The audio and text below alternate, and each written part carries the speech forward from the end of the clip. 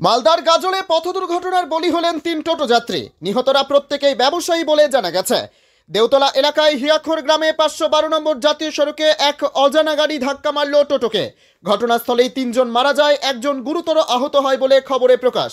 যদিও ঘাতক গাড়িটির খোঁজ পাওয়া যায়নি। ঘটনাকে ঘিরে ব্যাপক চাঞ্চল্য ছড়ায়। ঘটনাটি ঘটেছে আজ ভোর 5:30 নাগাদ। জানা গেছে দেওতলা এলাকার বেশ কিছু লোকজন তারা গাজলে যাচ্ছিল। কেউ যাচ্ছিল মাছ বিক্রি করতে, কেউ বা আবার আড়ত থেকে সবজি কিনতে। গাজল যাওয়ার পথেই গঙ্গারামপুরগামী অজানা গাড়ি ধাক্কা মারে। ঘটনাস্থলেই গাজল থানার পুলিশ ছুটে যায়। মৃতদেহগুলোকে উদ্ধার করে গাজল স্টেট জেনারেল হাসপাতালে নিয়ে আসে।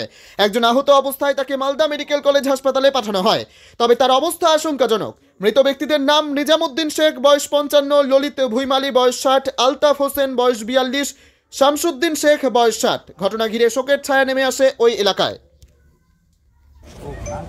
বাবা সকালবেলা 5:30টার দিকে বাড়ি থেকে বেরোলো।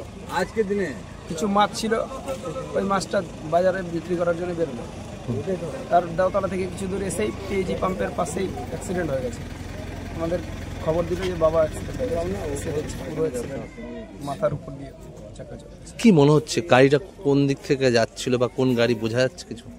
সেটা তো বলতে পারছি না। আমাদের যে টোটোটা আসছিল সেটা হচ্ছে গাজল গাজল গ্রামে, আর যে এদিক থেকে যেটা গেছে এটা গঙ্গারামপুর বালুরঘাট। বাবা মাছ নিয়ে আসছে। মাছ নিয়ে কোথায় যাচ্ছিল মাছটা নিয়ে? গাজল হাটে আড়তে। স্ট্যান্ডে আড়তে। তারপর ঘটনাস্থলে কজন মারা গেছে? ঘটনাস্থলে তো আমি 2 জন দেখলাম। হ্যাঁ, আমি 2 জন দেখেছি। 3 জন মারা গেছে। 3 জন মারা গেছে, আর একজন মালদায়। কি নাম তোমার?